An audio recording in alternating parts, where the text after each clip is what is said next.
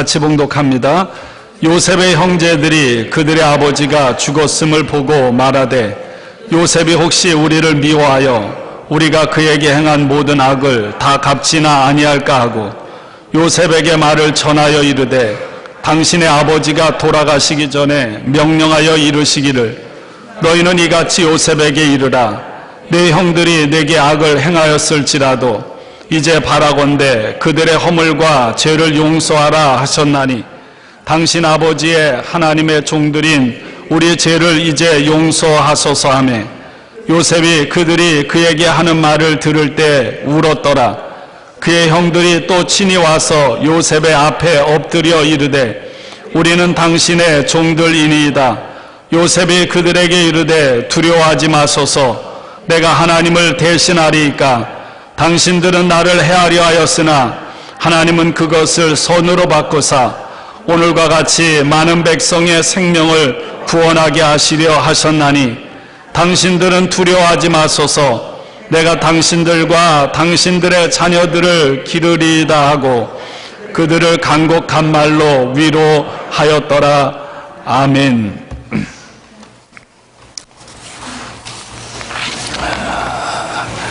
헤롤드 쿠시너라고 하는 유대인 랍비가 있습니다. 이 쿠시너가 왜 착한 사람에게 나쁜 일이 일어날까? 이런 책을 썼습니다. 이 헤럴드 쿠시너는 유대교 랍비로 뉴욕에서 경건한 생활을 통해 언제나 모범이고 칭찬받는 삶을 살았습니다. 이 젊은 쿠시너 랍비에게는 아론이라는 아들이 있었습니다. 이 아론이 태어난 지 8달이 지난 후에 몸무게가 늘지가 않습니다. 돌이 지난 후에는 머리가 빠지기 시작을 합니다. 그리고 3살 때 선천성 조루증이라는 진단을 받았습니다. 앞으로 키는 90cm 이상 크지 않을 것이고 머리는 빠지고 늙은이처럼 보이다가 10대 후반에 죽게 될 것이라고 하는 청천벽력 같은 그런 진단을 의사를 통해서 받았습니다. 쿠시너는 책을 통해 이렇게 고백합니다. 이런 소식을 들으면 어떻게 해야 하는가? 나는 아직도 인생에서 겪을 슬픔에 익숙하지 않은 젊은 경험이 없는 랍비일 뿐이다. 그날 나는 가슴이 깊이 아프도록 불공평하다는 생각이 들었다. 도대체 말이 안 되는 것이다. 나는 좋은 사람이었다. 나는 하나님이 보는 견지에서 옳은 일만 하려고 했다. 나아가서는 내가 아는 어떤 사람들, 건강한 대가족을 꾸려나가는 사람들보다도 더 경건하게 살아오고 있다. 나는 하나님의 방식대로 그의 뜻을 따르고 있다고 믿어왔다. 어떻게 이런 일이 내 가족에게 닥치는가?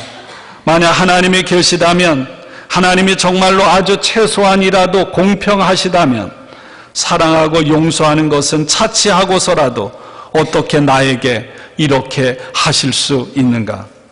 만약 내가 모르는 태만이나 교만의 죄를 범한 것이 있어서 내가 이런 벌을 받을 만하다고 나 자신을 설득할 수 있다고 해도 어떻게 우리 아들 아론이 고통을 받아야 할 이유는 무엇인가? 그는 순진하고 즐겁고 외향적인 3살짜리 소년이었다. 왜 그가 매일매일 육체적인 심리적인 고통을 받아야 하는가? 왜 그는 어디에 가든 다른 애들로부터 쳐다보고 손가락질 받아야 하는가? 왜 그는 사춘기가 금지되어 다른 소년 소녀들이 데이트를 하는 것을 바라만 봐야 하고 그 자신 결코 결혼을 하고 아빠가 되지 못한다는 것을 깨달아야만 하는가? 이것은 도대체 말이 안 된다. 책에서 이렇게 쓰고 있습니다. 그렇게 아무런 방법도 찾지 못한 채 고통 속에서 늙어가는 그런 아들을 지켜보기만 할 뿐이었습니다. 그리고 아들은 어린 나이에 정말 폭삭 늙은 모습으로 세상을 떠났습니다. 쿠시너라는 랍비가 던진 질문, 만약 하나님이 계시다면 왜 나에게, 나의 가족에게 이런 일이 닥치는가? 하나님이 과연 공평하신가? 하나님이 과연 고통을 돌보시는가? 여러분, 우리들 또한 우리들의 삶에 내가 소중히 여기고 사랑하는 사람에게 아픔이 찾아올 때 여러분, 우리도 동일한 질문을 던지게 될 것입니다. 제가 우리 심재봉 장로님 어제도 잠깐 말씀을 드렸는데, 심재봉 장로님이 99세로 하나님의 부르심을 받았습니다. 11년 전에 아내 되시는 심승옥 권사님께서 부름을 받았어요.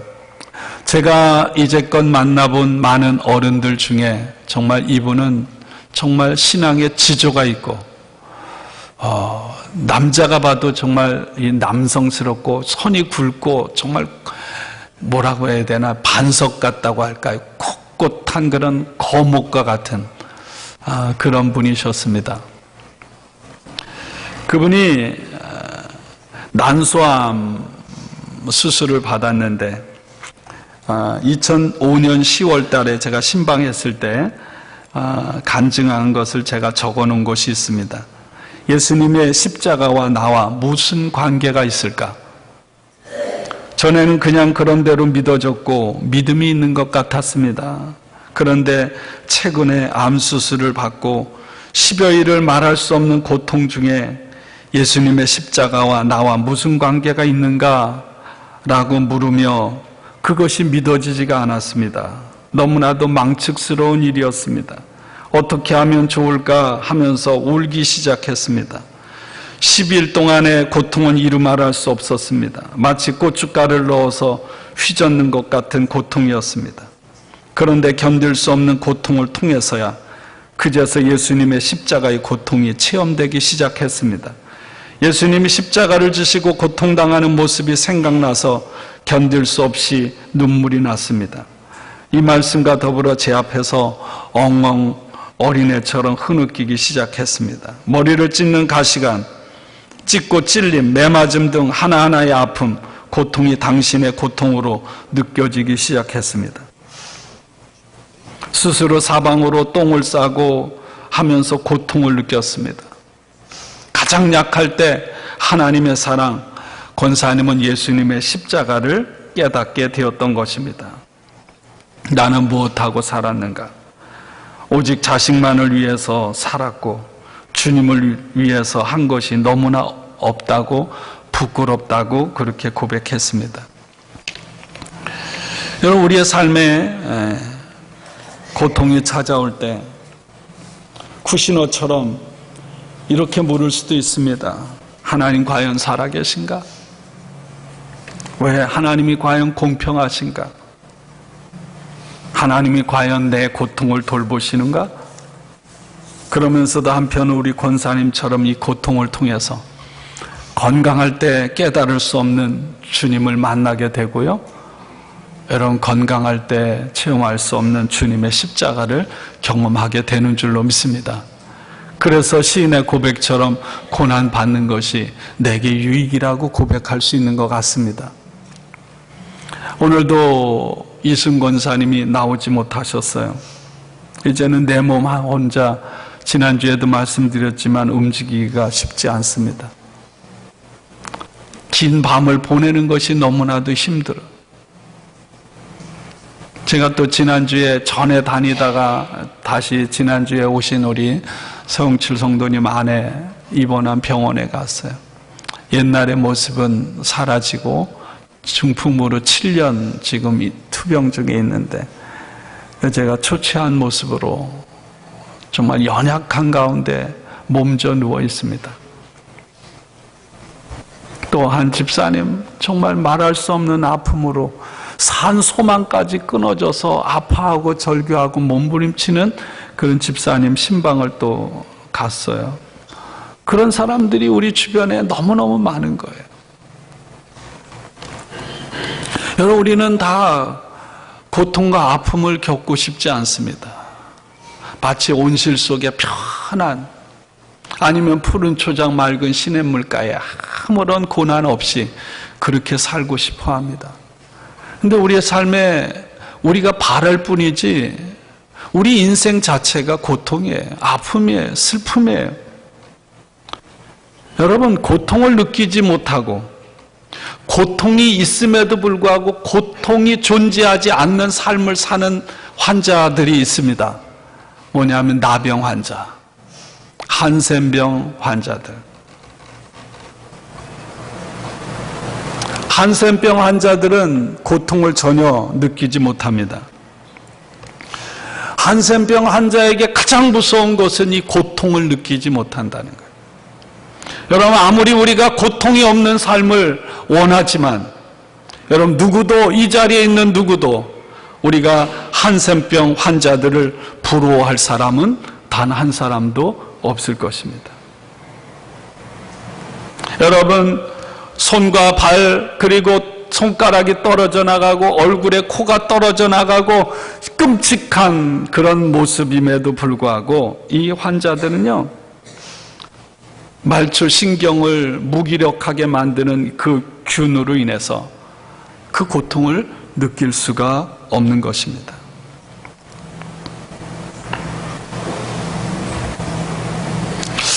하나님이 살아 계신가? 하나님이 과연 공평하신가? 아니면 하나님께서 이 세상을 만들고 보기 좋다고 하셨는데, 사람을 만드시고 나서는 보기에 심히 좋다고 하셨는데, 그렇게 만들어 놓으시고 혹시나 우리 힘들게 하려고 우리에게 고통이라고 하는 어떤 인자를 슬쩍 끼워 넣어서 우리가 이렇게 고통을 당하는 걸까? 하나님이 뭔가 좀 세상을 만드는데 좀 무기력하거나 아니면 실수를 해가지고 우리 인생에 이런 고통이 찾아오는 걸까? 그렇지 않아요. 여러분, 우리는 사실은 고통을 원하지 않지만 여러분, 고통을 통해서 여러 가지 수많은 우리에게 찾아오는 고통을 통해서 여러분, 우리는 이렇게 살아있고 정상적인 삶을 살아가는 줄로 믿습니다. 고통이 없다면 우리를 정상적인 삶을 살아갈 수 없게 되는 거예요.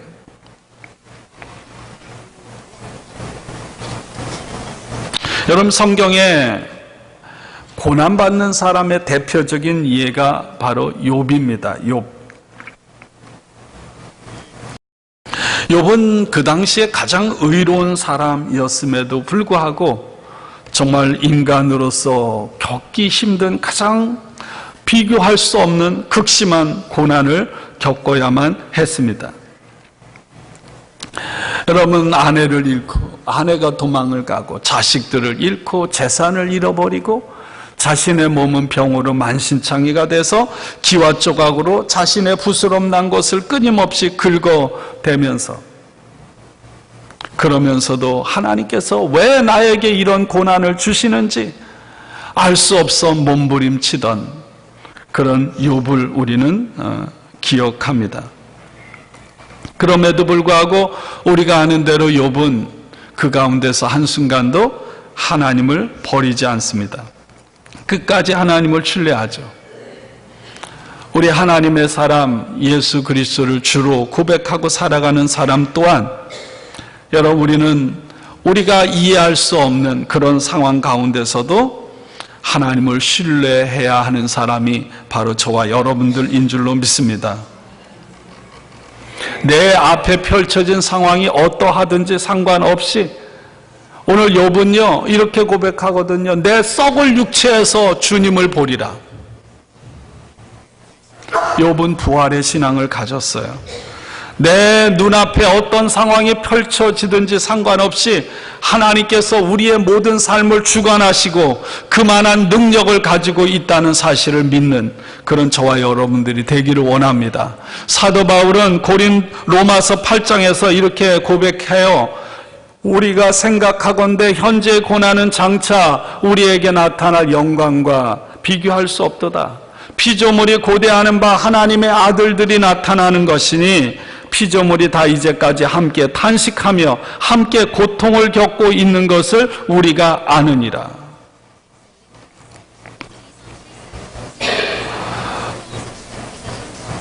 우리 주변에 아픔 가운데, 슬픔 가운데, 고통 가운데 있는 사람들이 많아요.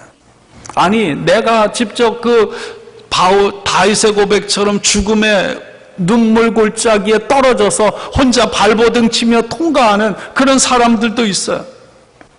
쿠시노처럼 하필이면 왜 나에게, 하필이면 왜 사랑하는 내 아들에게. 우리는 끊임없이 이런 질문을 합니다. 이 질문은 이런 이야기, 다른 면으로 표현하면 이런 거예요. 하나님께 모든 것이 책임이 있다는 거예요. 이게 하나님께서 이 모든 것을 주셨다는 그런 불만이 깔려 있는 것입니다.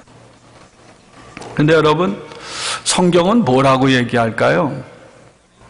성경은 고난은 이거다, 이렇게 대답하는 적은 없습니다.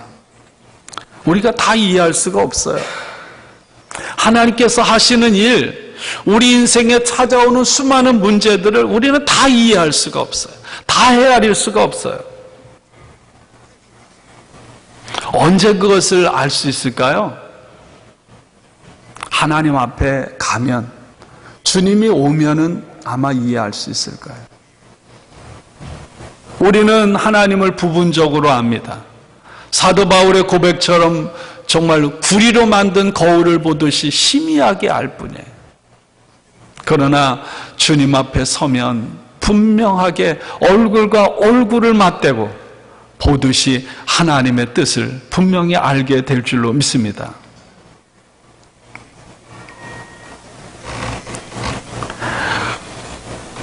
긍휼이라는 말, 히브리어로 라하밈, 여인의 자궁을 표현합니다. 내 몸으로 배 아파서 낳은 자식을 향한 엄마의 사랑. 영어로는 긍휼, 컴패션이라고, 컴패션. 오늘 성가대가 찬양을 불렀는데 주 하나님께서 우리와 함께 하시기 위해서 이 땅에 오신 거예요.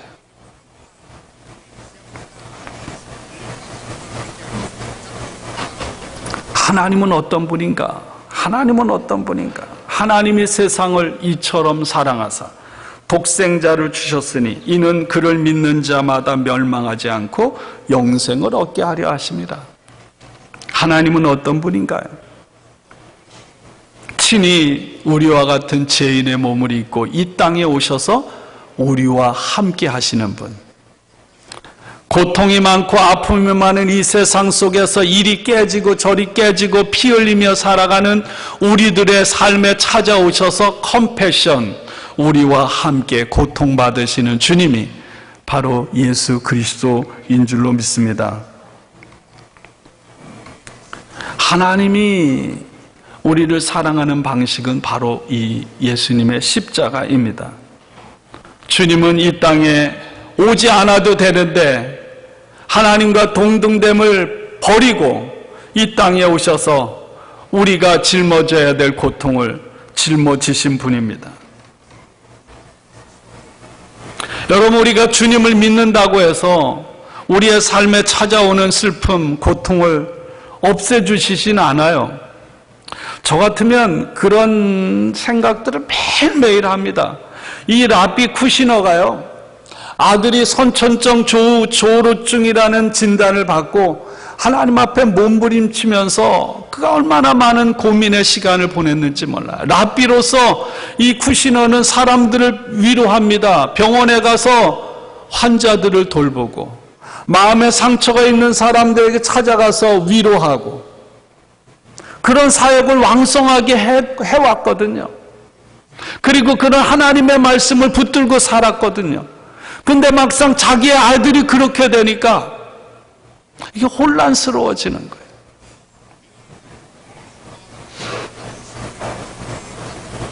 오늘 일부 예배 전에 어떤 분이 왔어요. 자식이 목회의 길을 걸어가겠다고 신학교 간다고 그러니까 너무 충격을 받은 거예요. 신학교 가서 목회자 되는 게 뭐 영광이 아니거든. 좋은 직장, 좋은 공부를 해서 경찰이 돼서 좋은 뭐 아빠 엄마에게 멋있게 좀 아빠 엄마 일하는 데 가서 경찰 제복 입고 딱 와주고 그런다고 해놓고 갑자기 신학교를 가는 거예요. 아빠가 그런 얘기 했다는 거예요. 아들은 몸 공부해요. 그러면 뭐라고 대답할 말이 없더라는 거예요. 그리고 전도사 하는 주변의 사람들 보니까 다 먹고 살아가는 일에는 대책이 없는. 그러다 보니까요, 이 사람 저 사람 수많은 사람들이 위로를 하는데 하나도 위로가 되지 않더라고요. 제가 늘 그런 물음을 던질 때가 있습니다. 제가 목사로서 신방을 하고 또 아픔이 있으면 함께 찾아가서 이야기를 많이 늘어놓는데 많은 경우에 정말 내가 하는 이것이 의미가 있을까? 이런 회의가 들 때가 참 많아요. 그걸 불신하는 게 아니에요. 저도 너무 아프니까 예수님처럼, 아니면 요즘에 사도행전을 공부하는데 베드로처럼, 아니면 바울처럼 안수기도 하고 그러면 그냥 옷자락만 던져도 막 병이 낫고 그래야 되는데 안 그렇거든요. 그래서 너무 아픈 거예요.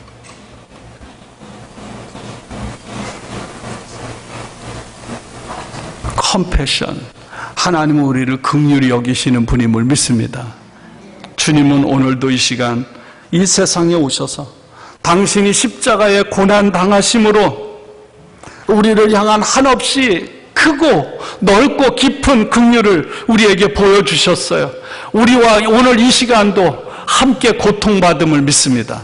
제가 병자들을 위해 기도할 때 꼭 빼놓지 않는 거 있습니다. 하나님, 예수님의 십자가의 그 고통이 이 아픔 가운데 있는 사람과 연결되어 있음을 믿습니다. 이분의 지금 겪고 있는 그 아픔을 하나님께서 지금, 주님께서 지금 이 사람의 삶의 자리에 오셔서 함께 아파하시는 거예요. 그러기에 우리가 고난 가운데서도 소망을 갖게 되는 줄로 믿습니다. 예수님은 어떤 분일까요? 머리로만 책상에 앉아서 이론적으로만 가르치신 분이 아니잖아요. 여러분, 마음이 아픈 사람에게 뭘 만날 때마다 말할 수 없는 슬픔과 근심을 품으셨습니다. 사랑하는 친구 나사로가 죽자 여러분 눈물을 흘리고 우셨어요. 그리고 그를 다시 살려줬습니다.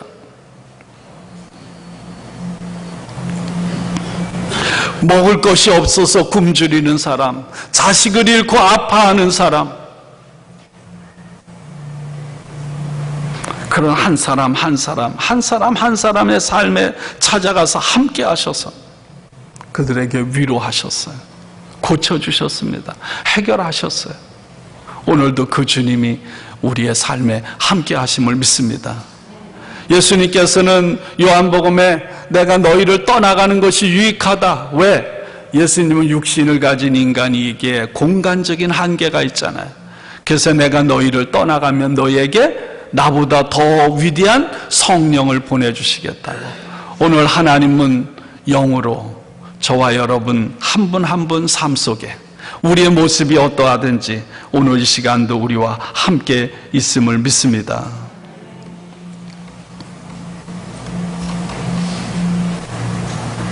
여러분, 이 세상에서의 삶은 아픔일 수밖에 없어요. 아무리 여러분 잘 나가는 사람도 한꺼풀 벗겨보면 아픔이 있어요. 안 그런 거 같이 살아갈 뿐이에요. 아니면 아무런 문제가 없어도 그 사람이 삶이 여러분 정말 무미건조하고 의미를 찾지 못해서 그냥 방황하는 사람들이 대부분인 거예요. 여러분, 인생이라고 하는 건 그렇게 생로병사 고통일 수밖에 없는 거예요. 그것이 여러분 이 세상에서 주어진 우리들의 삶입니다. 그러나 하나님 앞에 서서 하나님과 주님과 얼굴과 얼굴을 마주 대하며 요한계시록에 있는 것처럼 주님이 오셔서 이 세상을 원래 창조하신 하나님의 계획대로 완전하게 회복시켜서 그때 우리를 만나 주실 때는 우리는 모든 것을 완전하게 회복된 모습으로 누리고 살아가게 될 줄로 믿습니다. 우리는 그 중간길을 살아가는 거예요. 그때까지 우리가 어떻게 살아갈까? 고린도후서 1장의 사도 바울은 이렇게 편지했습니다. 온갖 위로를 주시는 하나님께 찬양을 드립시다.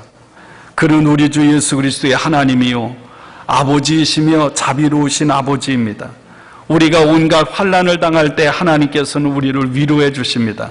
하나님께서는 우리를 위로하셔서 온갖 환난 가운데 있는 사람들을 위로 있게 하십니다.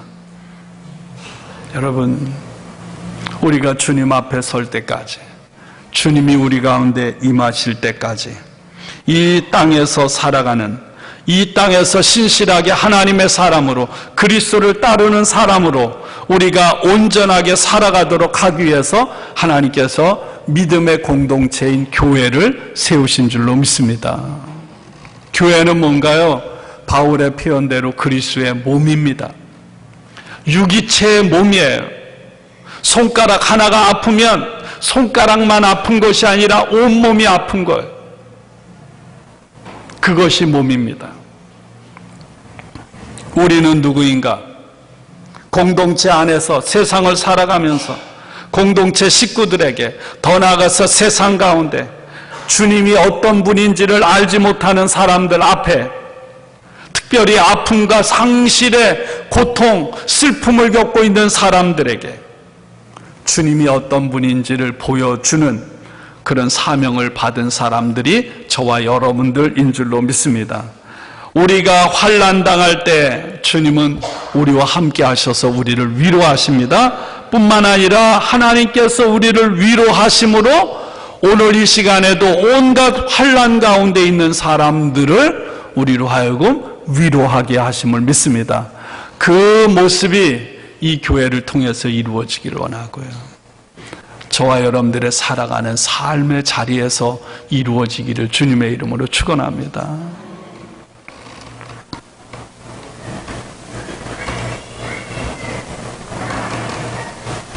내가 비록 고통과 아픔의 시간을 보내기는 하지만 다른 한편으로는 주님을 따르는 사람들이 베푸는 그런 사랑, 긍휼에 다른 사람들이 힘을 얻고 위로를 받는 그 사명, 오늘 그 사명을 저와 여러분이 계속해서 날마다 지난주 말씀처럼 다른 사람의 짐을 서로 나누어 짐으로 감당해야 하는 것이 우리들의 삶인 줄로 믿습니다. 오늘 말씀은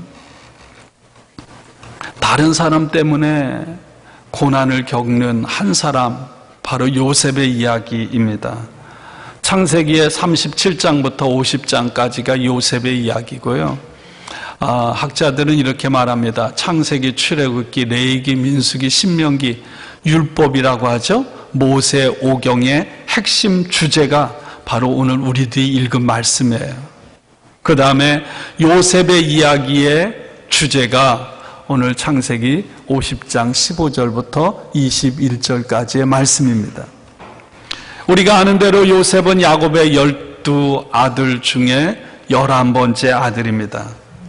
야곱의 가정은 오늘도 그렇지만 고대 근동 문화적인 관습 때문에 깨어진 가정이었어요.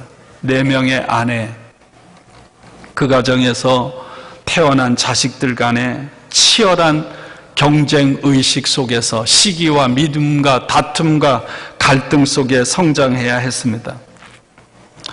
아버지 야곱도요, 엄마의 편애를 당한 아들인 것처럼 아내 중에 라헬을 사랑했고, 그리고 자식들 중에 요셉만을 특별히 사랑했습니다.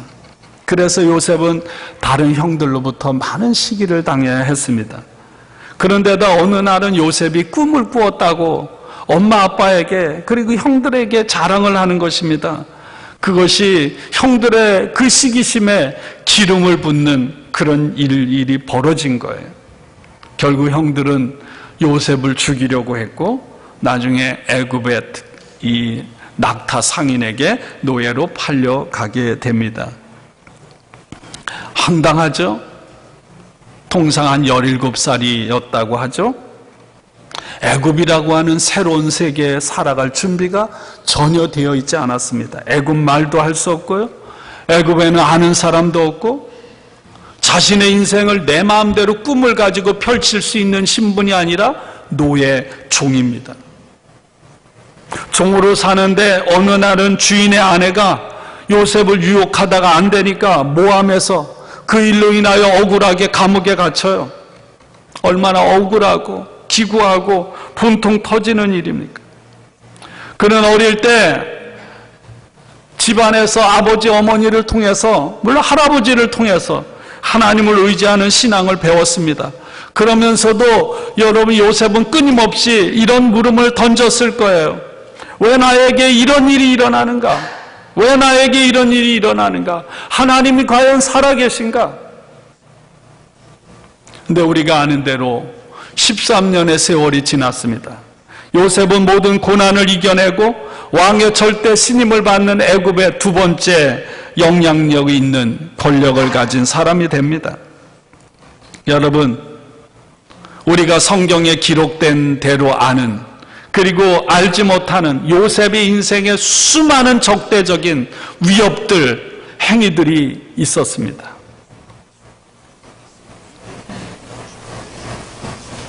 그리고 요셉은 보디발의 아내에게 유혹당할 때도 예를 든다면 나는 무지하다고, 나는 억울하다고 끊임없이 외쳤지만 아무도 요셉의 부르짖음을 들어주는 사람이 없었어요.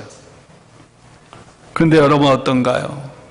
요셉에 대한 이런 끊임없는 공격들이 오히려 하나님께서 요셉을 보호해 주심으로 인해 하나도 성공하지 못한 줄로 믿습니다.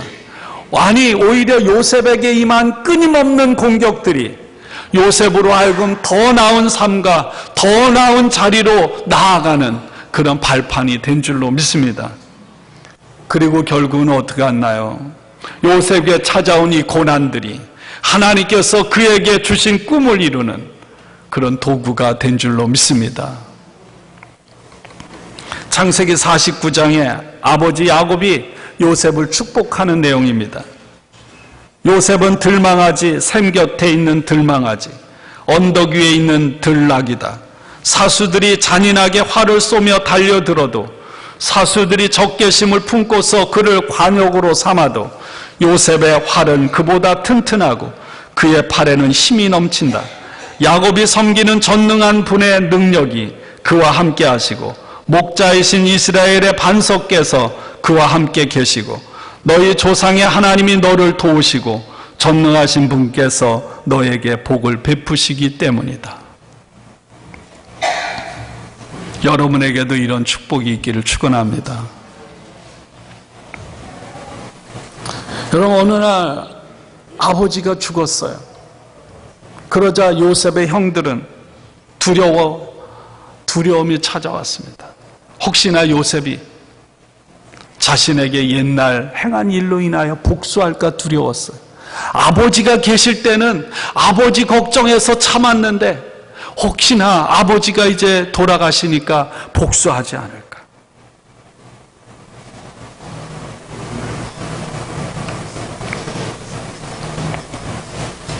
여러분, 이미 오늘 창세기 50장 이전에 창세기 45장에서 요셉이 식량을 구하러 온 형들을 보고 도저히 참지 못해서 뛰쳐나가서 엉엉 울면서 내가 요셉이라고, 그래 형들을 끌어안고 울며 화해를 했습니다, 옛날에. 그리고 이런 고백도 했어요. 창세기 45장 7절입니다.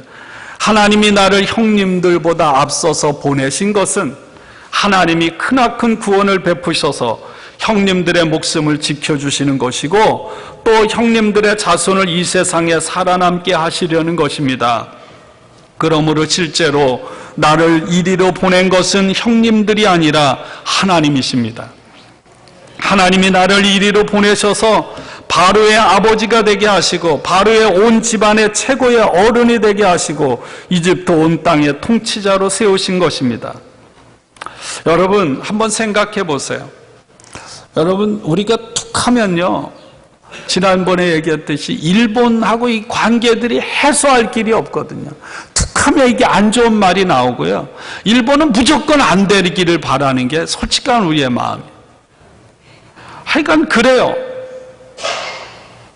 근데 여러분, 지나간 날들의 아픔이라고 하는 것은 어느 날 무 딱 잘라서 버리듯이 한순간에 해결될 수가 없어요. 사람 관계는 그래요. 지나간 날들이 그렇게 쉽게 잊혀지는 법이 없습니다, 우리의 마음에. 그래서 형들은 아버지가 돌아가시자 요셉이 우리에게 복수할 것이다, 앞에 이렇게 화해했음에도 불구하고, 요셉의 고백을 들었음에도 불구하고 근심하고 두려워했던 거예요. 그리고 오늘 17절에서 처음으로 비로소 요셉에게 형들이 자신의 죄를 고백하고요, 요셉에게 용서를 구합니다. 그리고 요셉 앞에 무릎을 꿇고 요셉의 종이 되겠다고 그렇게 고백합니다. 그때 오늘 창세기 50장 19절부터 21절까지 제가 세 번역으로 읽어드릴게요. 요셉이 형들을 향해 자신이 이제까지 겪었던 고난당함에 대한 목적이 무엇인지, 자신이 고난을 통해서 하나님께서 어떤 일을 이루셨는지를 고백을 합니다. 들어보세요. 요셉이 그들에게 말하였다. 두려워하지 마십시오. 내가 하나님을 대신하기라도 하겠습니까? 형님들은 나를 해치려고 하였지만 하나님은 오히려 그것을 선하게 바꾸셔서 오늘과 같이 수많은 사람의 생명을 구원하셨습니다. 그러니 형님들은 두려워하지 마십시오. 내가 형님들을 모시고 형님들의 자식들을 돌보겠습니다. 이렇게 요셉은 그들을 간곡한 말로 위로하였다. 그렇습니다. 사랑하는 여러분, 우리가 알지 못하는 곳, 감옥과 같은, 보데레발의 집과 같은 고난의 현장에서조차도 하나님께서는 모든 상황을 주관하시고 다스리신 줄로 믿습니다. 하나님께서 당신의 선하신 목적을 이루기 위해서 하나님은 요셉의 삶에 악인의 계획까지도 통치하고 계셨습니다. 여러분, 이것이 성경 전체가 우리에게 이야기하는 내용인 줄로 믿습니다. 여러분, 오늘 욥의 고백을 보세요. 의로운 요셉이 자신의 악한 형들의 손에 의해서 노예로 팔려가고 고통을 받게 되는 것을 통해서 세상에 구원을 가져왔어요. 세상에 생명을. 이렇게 고백합니다. 하나님이 오히려 그것을 선하게 바꾸셔서 오늘과 같이 수많은 사람의 생명을 구원하셨습니다. 오늘 우리 주보에 있는 말씀입니다. 우리가 알거니와 하나님을 사랑하는 자, 곧 그의 뜻대로 부르심을 입은 자들에게는 모든 것이 합력하여 선을 이루느니라. 이건 단순히 머리로 암기하는 말씀이 아니라 여러분, 이것이 바로 요셉의 삶에 실제였던 생생한 말씀이요, 함께 하신 하나님이요, 그 하나님은 오늘도 저와 여러분의 삶에 살아 계심을 믿습니다. 여러분, 우리 인생에 세상에 벌어지는 모든 게 다 선한 것만은 아니에요. 악한 일들이 많아요. 정말 말로 표현할 수 없는, 도저히 받아들일 수 없는 악한 일들이 얼마나 많은지 몰라요. 그리고 이 세상에 벌어지는 모든 일이 우리 보기에 하나님의 계획대로 언제나 이루어지는 것처럼 보이지 않을 때도 많습니다. 그럼에도 불구하고 분명한 것은 우리 하나님의 사람들, 하나님을 사랑하는 사람들, 오늘 예수를 주로 고백하는 그리스도인 된 저와 여러분들에게 하나님께서는 모든 것들, 심지어 악한 일까지도 합력하여 선을 이루게 하시는 줄로 믿습니다. 하나님은 저와 여러분을 버리지 않아요. 하나님은 우리의 마음의 열망이 뭔지, 우리의 소원이 뭔지 여러분, 그분은 다 알고 계십니다. 우리의 마음의 생각을 알고요, 우리의 머리카락 하나까지 세시는 분이 바로 우리가 믿는 하나님임을 믿습니다. 내 삶에 찾아온 이해할 수도 없고 감당할 수도 없는 상황일지라도 하나님은 저와 여러분의 삶의 전체적인 선함, 유익을 위하여 반드시 그 모든 나쁜 상황들까지 사용하실 줄로 믿습니다. 이유는 뭔가요? 그 일을 통해서 하나님의 영광을 드러내기 위한 것임을 믿습니다.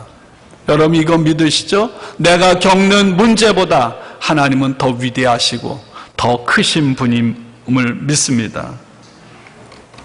우리는 이 땅에서 모든 일에 있어서 생생하게 하나님의 일하시는 손길을 다 느낄 수는 없어요. 그러나 여러분 지나간 날들을 돌이켜보세요. 지금까지 내가 살아온 여정을 한번 되돌아보세요. 내가 아픔의 시간들을 보낼 때 하나님께서 나의 삶에 어떻게 함께해 주셨는지, 우리의 삶에 하나님께서 어떻게 돌봐주셨는지를 우리는 깨닫게 되는 줄로 믿습니다. 그런 시간을 통해서 하나님은 나로 하여금 성장하도록 일하셨고, 그리고 나의 삶을 하나님께서 한 걸음 한 걸음 인도하신 줄로 믿습니다. 사랑하는 여러분, 우리의 삶의 마지막은 하나님의 손 안에 있음을 믿습니다. 끊을 수 없는 사랑으로 하나님은 저와 여러분을 사랑하심을 믿습니다. 내 실패, 내 약함, 내 고통, 내 눈물까지 하나님 앞에 드리면 하나님 그 모든 것을 바꾸어서 그 가운데서 선을 이루실 줄로 믿습니다. 여러분 이것이 성경에 가득 창세기부터 요한계시록까지 들어있는 하나님의 말씀이에요. 하나님의 말씀이 뭡니까? 오늘 저와 여러분의 인생을 살아가는데 힘과 위로와 소망과 용기를 주시기 위해서 오늘 우리에게 주신 살아있는 말씀임을 믿습니다. 결국 요셉으로 인하여 여러분 수많은 생명들이 살리는 구원을 얻는 역사가 일어났어요. 이것이 바로 하나님께서 아브라함을 부르셔서 땅의 모든 민족이 너로 말미암아 복을 받을 것이라 라고 하는 하나님의 약속의 말씀이 이루어진 것임을 믿습니다. 오늘도 여러분이 살아가면서 여러분 주님 앞에 설 때 다 이루지만 매일 매 순간 우리를 향해 주신 하나님의 약속의 말씀이 이루어지는 것을 하나하나 확인하고 경험하고 누리고 살아가는 그런 저와 여러분들이 되기를 주님의 이름으로 간절히 축원합니다. 말씀을 마무리 짓습니다. 오늘 로마서 8장에 있는 말씀처럼, 창세기 50장에 있는 말씀처럼 요셉의 고백이, 사도 바울의 고백이 저와 여러분의 고백이 되길 원해요. 그리고 매 순간을 삶의 감사와 기쁨과 찬양으로 영광 가운데 살아가는 우리 모두가 되기를 주님의 이름으로 축원합니다.